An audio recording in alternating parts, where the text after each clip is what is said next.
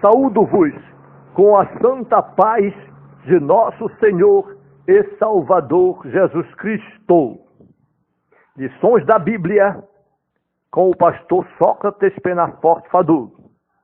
A diferença entre o santo e o profano. Lemos em Levítico, capítulo 10 e versículo 10, para fazer diferença entre o santo e o profano, e entre o imundo e o limpo. Versículo 8. E falou o Senhor a Arão, dizendo, versículo 9, vinho ou bebida forte, tu e teus filhos contigo não bebereis, quando entrardes na tenda da congregação, para que não morrais. Estatuto perpétuo será isto entre as vossas gerações. 10. Para fazer diferença entre o santo e o profano, e entre o imundo e o limpo. 11. E para ensinar aos filhos de Israel todos os estatutos que o Senhor lhes tem falado pela mão de Moisés. Logo, há uma diferença entre o santo e o profano.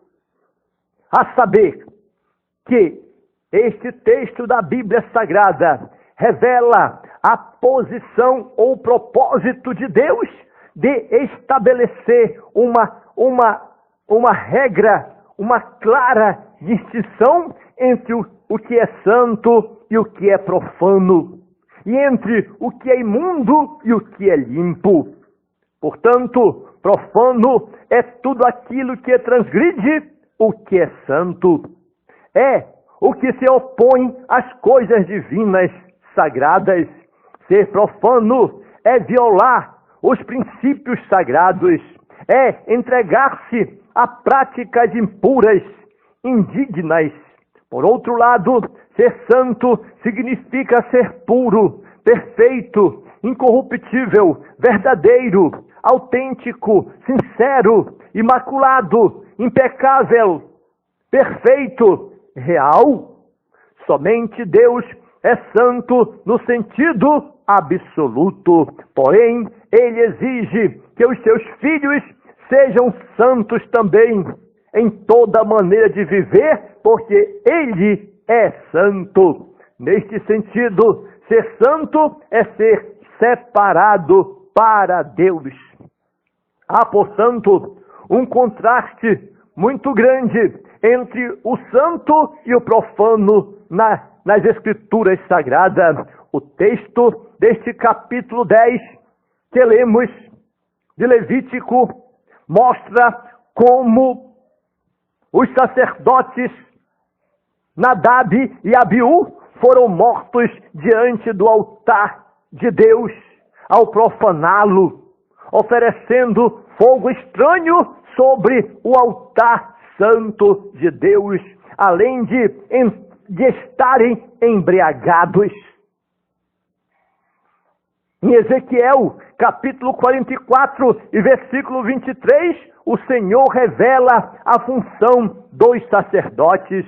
E o meu povo, diz a palavra de Deus, e o meu povo ensinarão, ou serão ensinados a distinguir entre o santo e o profano, e o farão discernir entre o impuro e o puro, que era o dever do sacerdote. O bom exemplo deveria partir dos líderes, pois os sumos sacerdotes já carregavam uma lâmina de ouro na sua testa com a seguinte escritura: santidade ao Senhor. Infelizmente, vemos em nossos dias até líderes evangélicos profanando o que é sagrado, a usar aquilo que é santificado ao Senhor para propósitos escusos. Que Deus nos guarde, meus amados irmãos, de tal situação, ou que cada um de nós venhamos a se converter enquanto é tempo. Em Êxodo, capítulo 19 e versículo 10 a 14, constatamos que quando a glória de Deus desceu sobre o monte Sinai, fazendo o monte tremer, na presença de Deus, o Senhor instruiu a Moisés a ensinar o povo a fazer distinção entre o santo e o profano, entre o impuro e o limpo. E o povo prontamente obedeceu ao lavar as suas vestes e purificar-se para estar na presença do Senhor. Em Êxodo, capítulo 19 e versículo 21, vemos que, após isso, o Senhor advertiu Moisés, dizendo: desce, protesta ao povo, que não traspasse o termo para ver o Senhor, a fim de muitos deles não perecerem. Temos que respeitar os limites espirituais e não ultrapassar estes limites. Em 2 Samuel, capítulo 6, versículo 1 a 7, Uzá estendeu a mão à arca de Deus, e o Senhor o feriu por esta irreverência, talvez pelo fato de a arca ter ficado na casa de Aminadab. Tinha permanecido na casa de Abinadab, pai de Uzá. O mesmo tenha se consumado ou se acostumado com aquele objeto sagrado, pesado, mas pensando que não teria problema algum encostar a sua mão nele. Infelizmente, existem muitas pessoas em nossos dias correndo um sério risco por já estarem acostumados com o que é sagrado, faltando com a devida reverência para com as coisas de Deus. Tem que ter uma observação, tem que haver cuidado, tem que ter temor, tem que manter o conhecimento e o discernimento entre o que é para a glória de Deus e o que não é, para não se incorrer em problemas gravíssimos. Em Daniel, capítulo 5, versículo 1 a 31, é mencionada a punição divina contra Belsazar, rei da Babilônia, por ele profanar os vasos sagrados do Senhor, ao utilizá-los para fins escusos.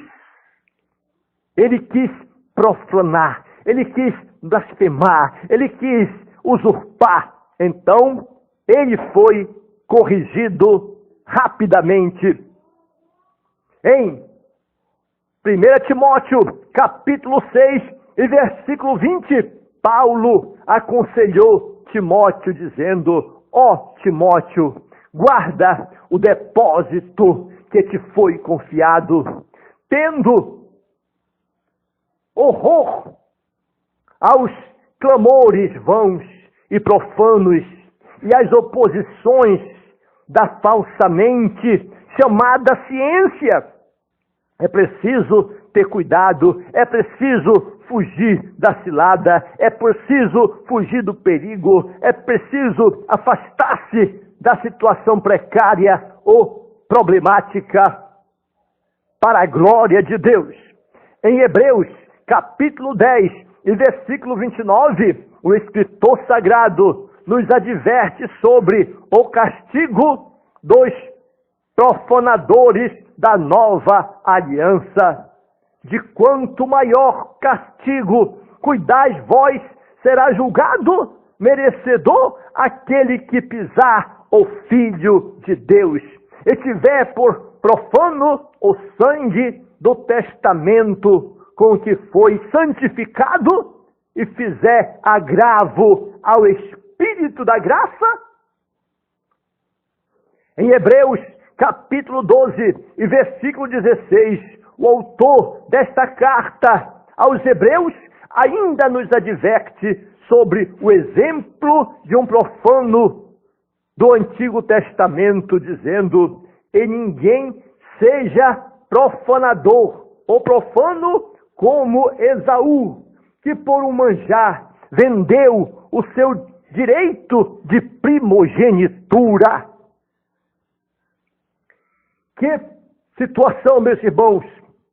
No entanto, que possamos ter mais reverência e zelo para com as coisas sagradas e que saibamos fazer a diferença entre o santo e o profano, e entre o imundo e o limpo. Em 2 Timóteo, capítulo 2 e versículo 16, o apóstolo Paulo ainda adverte mais uma vez, dizendo a Timóteo: mas evita os falatórios profanos, porque produzirão maior impiedade. E ao servo do Senhor não convém contender, mas sim ser apto para ensinar, apto para pregar, apto para orientar, apto para educar em justiça, em verdadeira palavra de Deus.